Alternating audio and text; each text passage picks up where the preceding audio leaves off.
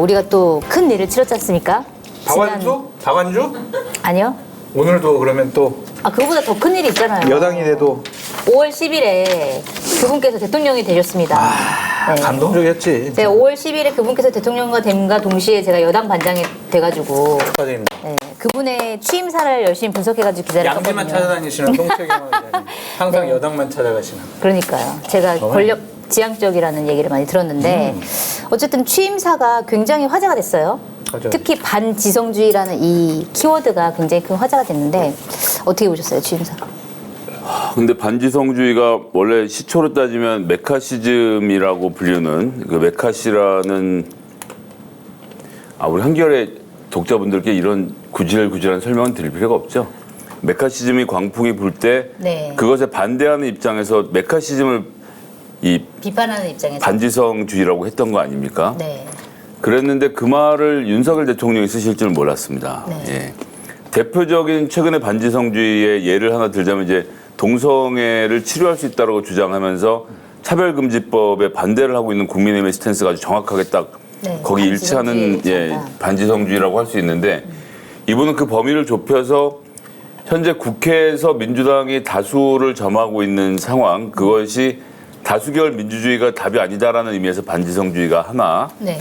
그다음에 특히 이제 민주당을 지지하시는 지지자분들의 학벌이 서울대인 게 검증이 안 되잖아요. 그래서 모르 대학이라는 것은 서울대 법대, 네. 서울대 경제학과, 그리고 아주 곁다리로 서울대 의대 이런 정도가 껴서 이야기를 해야 서울대 되는데. 의대가 곁다리예요? 그러니까 이번에 저기 못 들어왔잖아요, 인수위에서. 국회, 그러니까 서울대 의대지만 못 들어오고 한 사람 들어왔죠. 네. 김기현 후보가 치대를 나와서 외시를 합격한 사람입니다. 그 사람을 제외하고는 전원 문과, 네. 거의 다 서울대, 그래서 이제 검사도 6명, 대부분 서울대 법대 아니면 정치학과, 그 다음에 아니면 기재부 라인들은 다 서울대 경제학과. 네. 이렇게 구성을 했는데 논의는 이렇게 엘리트들끼리 한 거지.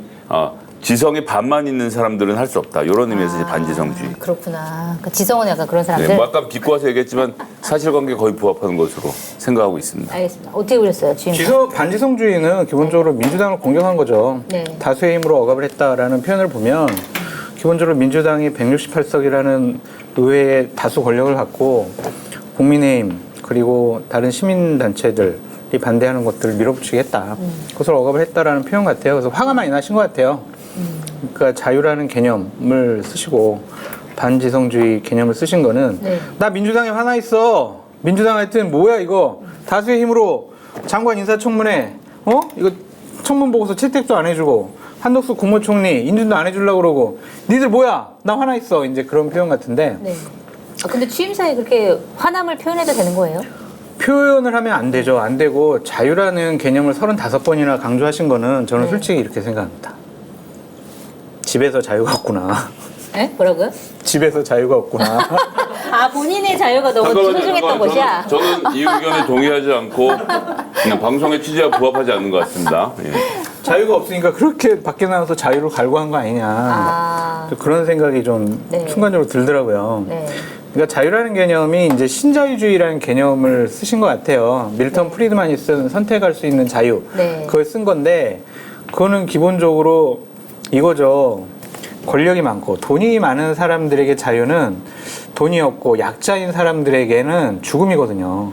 그렇죠. 그러니까 이거예요. 저는 학교에서 얼마 전에 제가 신자유주의에서 강의를 해줬는데 애들한테 이렇게 설명을 해줬어요. 뭐냐면 큰 물고기, 상어의 자유는 작은 물고기에는 죽음이다. 네. 라는 표현을 써줬어요. 그때 애들이 이해를 하더라고요. 그러니까 돈 많은 사람들은 더 돈 많이 벌고 권력을 가진 사람은 더 많은 권력을 갖고. 좋은데요, 비유? 그쵸. 큰 상어의 자유는 작은 물고기엔 죽음이다. 죽음이에요. 그러니까 이렇게 돈 많이 버는 사람들은 더욱더 부를 늘려가고 돈이 없고 힘이 약한 사람들은 점점 왜소화된단 말이에요. 그렇죠.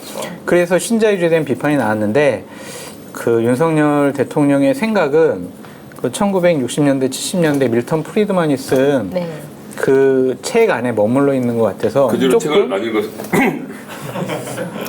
그 뒤로 책을 멈추셨나? 그래서 좀 안타까운 부분이 있었고 저는 그러니까 이렇게 생각을 했어요. 그러니까 저 분이 좀 자기의 고집과 신념 같은 것을 강조해서 국정 운영을 할 수 있겠구나. 그 되게 좀 우려스럽다라는 좀 생각이 들었어요. 그 취임사를 본인이 직접 썼다면서요.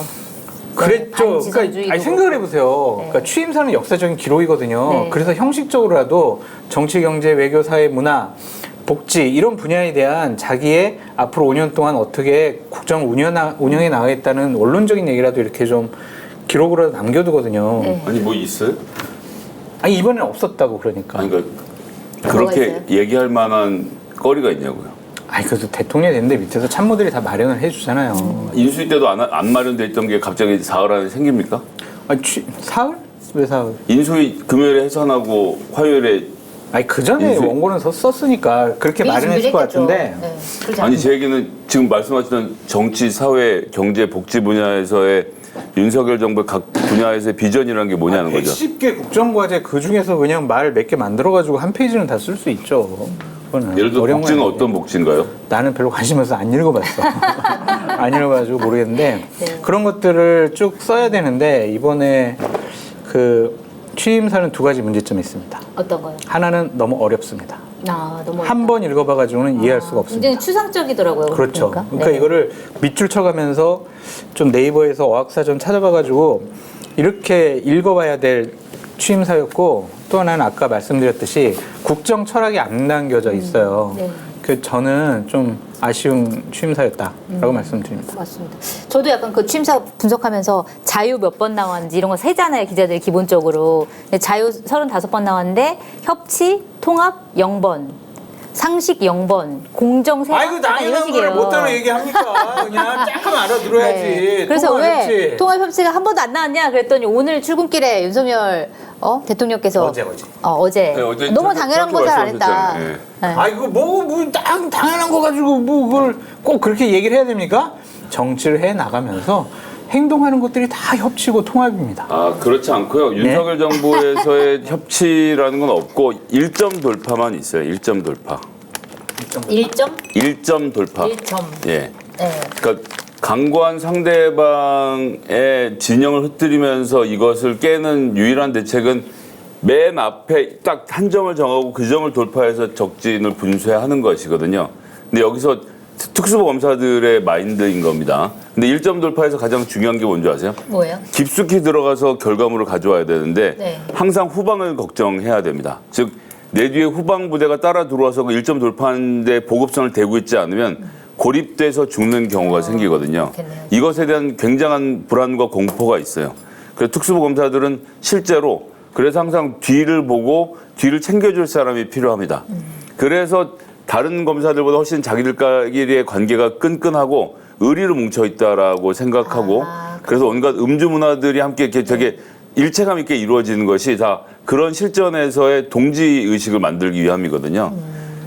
그래서 그런 역할을 하기 위해서 무엇이 구성되느냐. 청와대 지금 보면 뭐 비서실에 여러 인사들이 다 볼 게 없고요. 딱 하나예요.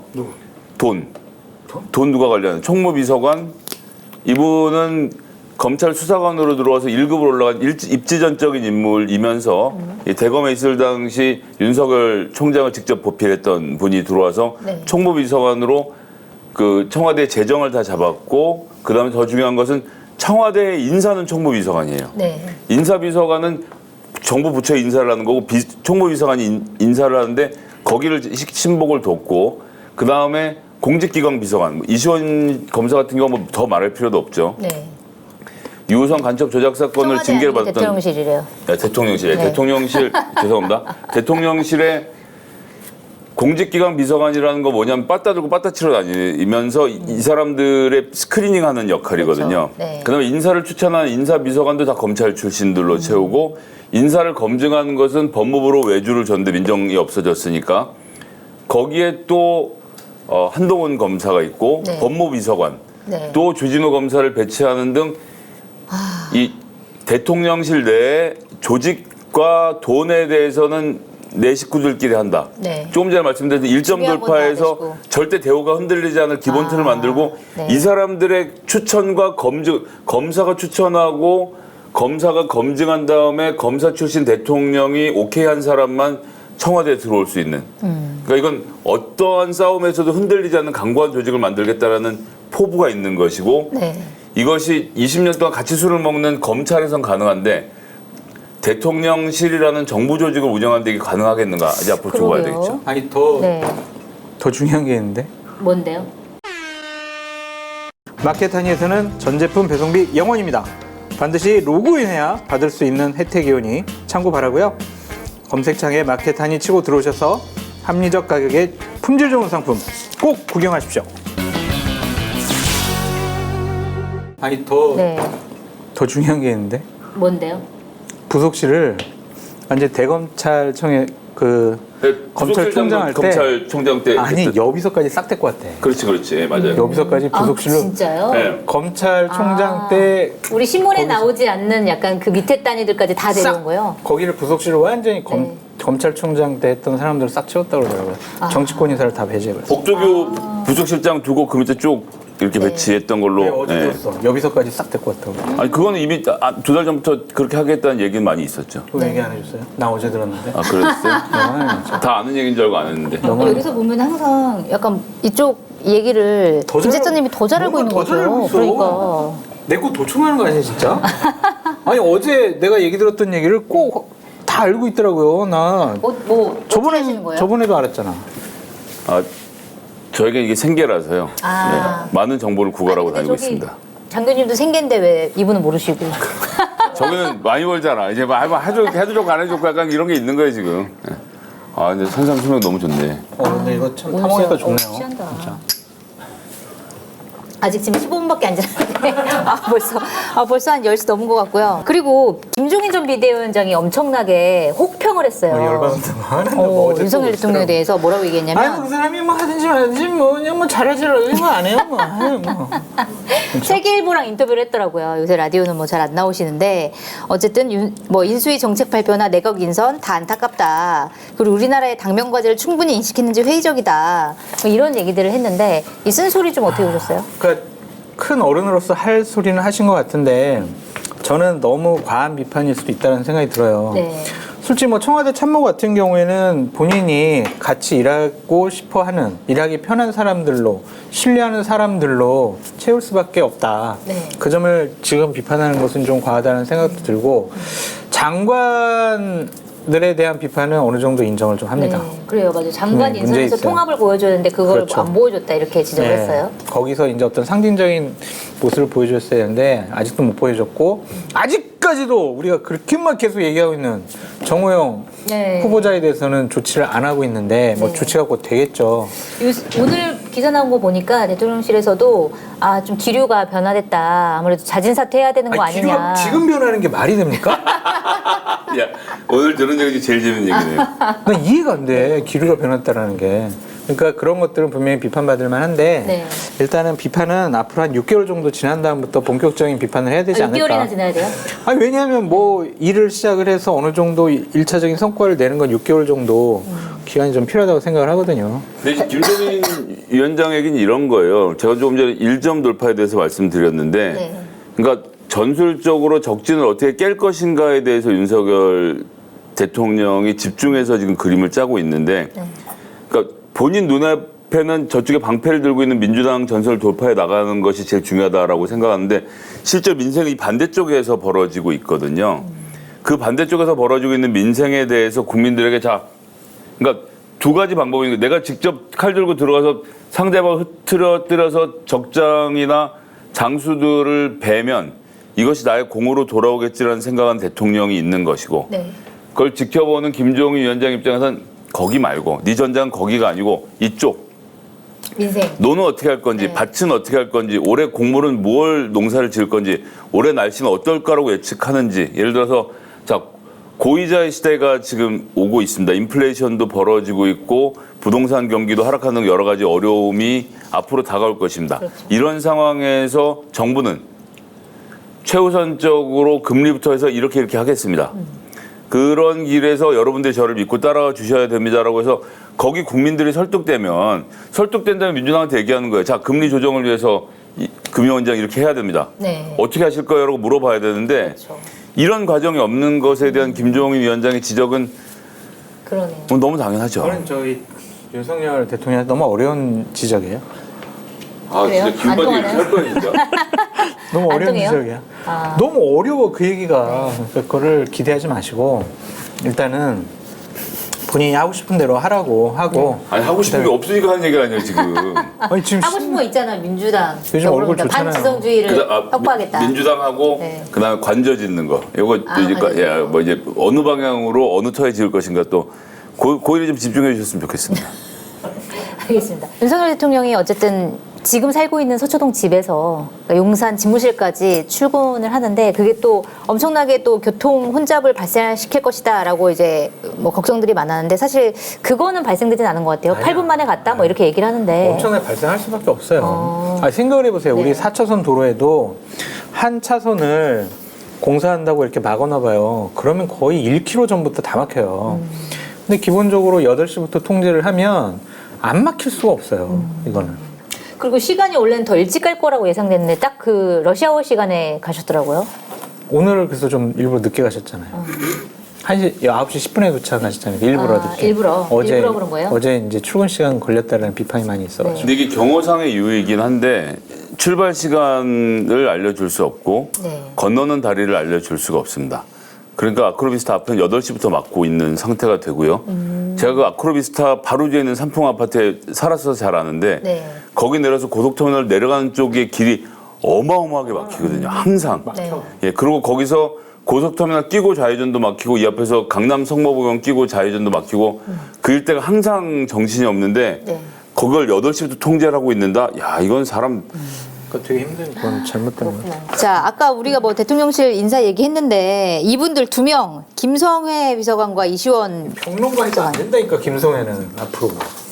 대통령실 종교다문화 비서관께서 동성애를 정신병으로 규정하고 위안부 피해 보상금을 밀린 화대라고 하고 와 이거는 정말 용납하기 어려운 발언들인데 또 이시원 공직기강 비서관은 본인이 이제 공직기강 비서관인데 서울시 간첩 증거 조작 사건의 담당 검사였고 1개월 정직을 그 사건으로 받았었던 그런 분인데 이거 어떻게 봐야 되나요? 담당 정도가 아니었고요. 수사를 한 검사였고요. 네. 기소를 했던 사람이고요. 네. 심지어 공판 과정도 전체를 책임졌던 사람이기 때문에 몰랐을 수가 없습니다. 그러니까 국정원이 일단 조작을 한 건데 그 조작된 문서를 검사가 몰랐을 리 없다.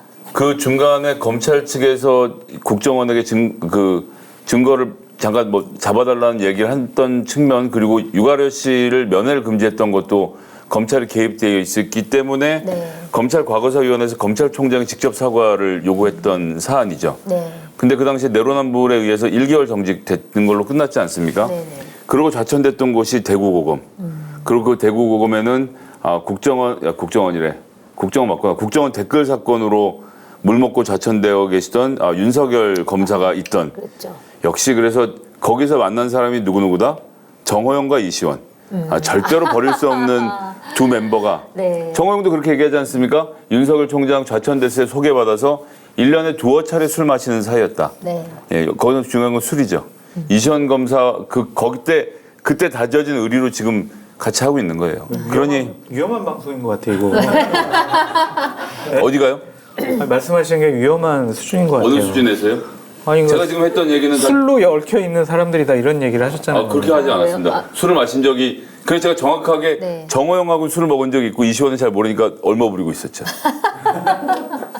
자, 김성애 비서관과 이분 아니시고요. 김 작가님 아니시고요. 김성애 비서관과 이시원 비서관 어떻게 보세요? 그런 분들을 대통령실에서 더 두고 보겠습니다라고 말하는 것 자체가 부적절하죠. 맞아요. 이런 분들이 한 얘기가 상식적이지도 않고 한 행동들은 특히 이시원 씨 같은 경우에는 공직기강 비서관을 할 자격이 없어요.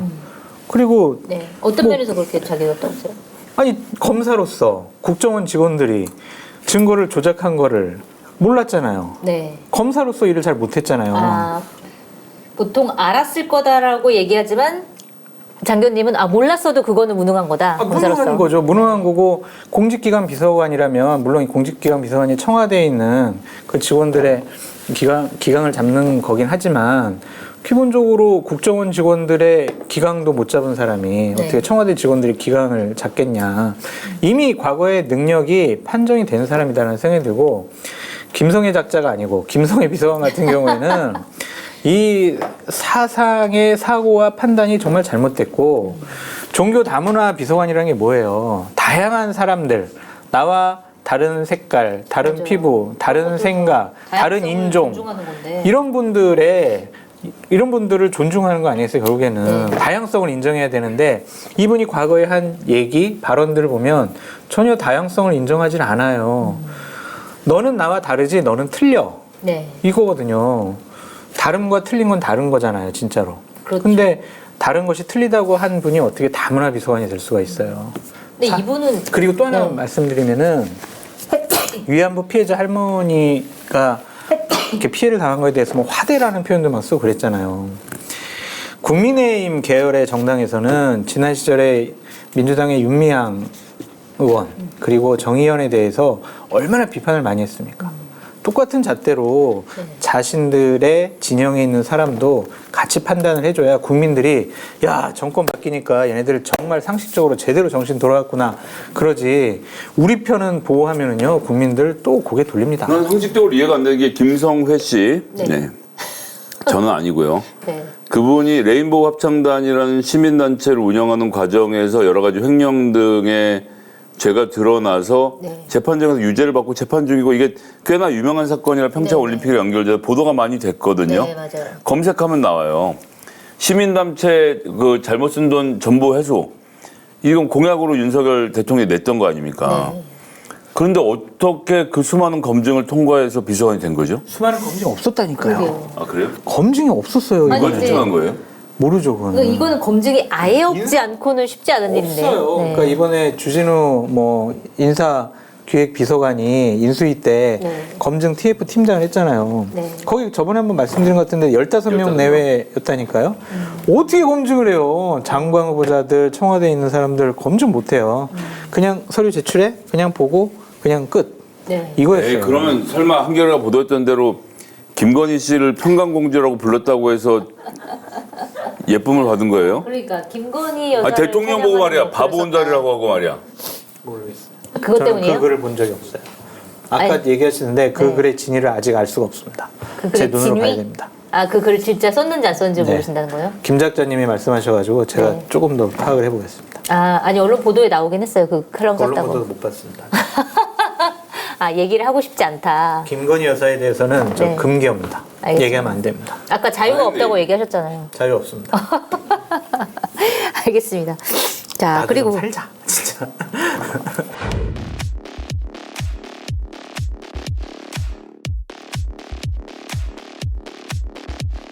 그다음에 안철수 후보 얘기를 좀 해봐야 될 것 같은데 지금 성남 분당 갑에 출마를 해가지고 그러니까 사실은 이재명 후보도 그렇고 안철수 후보도 그렇고 유리한 지역이잖아요 본인들한테. 그래서 당선이 될 것 같긴 한데 안철수 후보 같은 경우는 당선되고 난 다음에 내년 6월에 있는 당대표 선거 도전할 거다 이런 얘기들이 많이 나오는데 어떻게 될 것 같아요?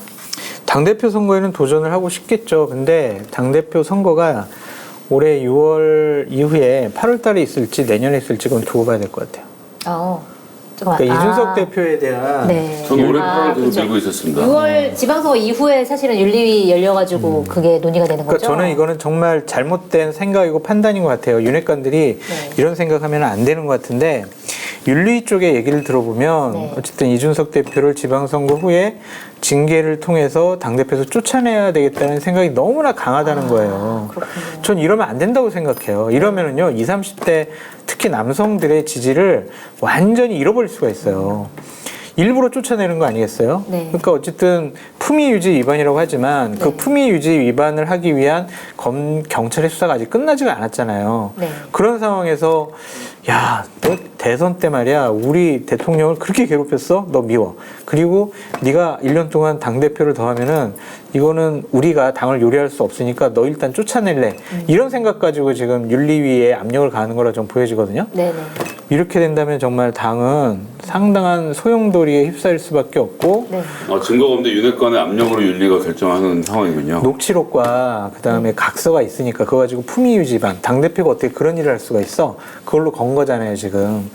그러니까 걸리면 거는 건데 이거는 잘못된 것 같다는 저 생각이 들어요. 이러면 안 되는데 네. 의지가 강하기 때문에 자칫 잘못하면 당원권 정지를 통해서 네. 당대표직을 그만두게 되고 그러면 8월 달에 민주당과 비슷한 시기에 전당대가 열린다? 네. 그러면은 안철수가? 안철수 후보한테는 상당히 좋은 기회가 되겠죠. 그래요? 윤핵관이 과연 안철수를 밀어줄까요? 난 잘 모르겠는데. 좋잖아. 완전히 꼬랑지 확 내렸다니까. 아니, 아, 윤한테 완전히 그냥 고향 옆에 쥐예요.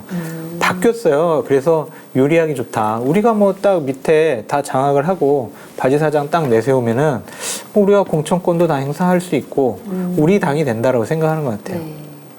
왜냐면은 다른 사람들은 내세우려고 해도 대중성이 없어요. 정진석, 김기현 이런 분들도 나오려고 하거든요. 네. 근데 대중성 면에 있어서 안철수 후보랑 비교가 좀 안 되잖아요. 그래서 지금 그렇게 생각하고 있는 것 같더라고. 그러면은 국민의힘도 8월 전당대가 있을 가능성이 없지 않아 있겠네요. 현재 지금까지의 윤리위의 분위기에 의하면 가능성이 높아요. 근데 절대로 그런 일이 벌어지면 안 된다고 저는 생각이 들어요. 알겠습니다.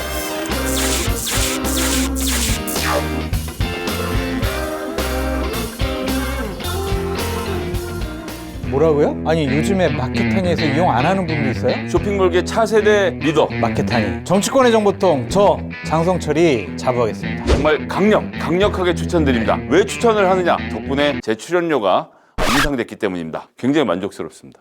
믿고 사드셔도 될 것 같다. 전 그런 확신이 들었습니다. 한결의 자랑, 한결의 야심찬 프로젝트, 한결의 TV를 후원하는 가장 좋은 방법 마켓타니. 많이 성원해 주시고요. 주변에도 널리 알려주세요. 좀 도와주십시오.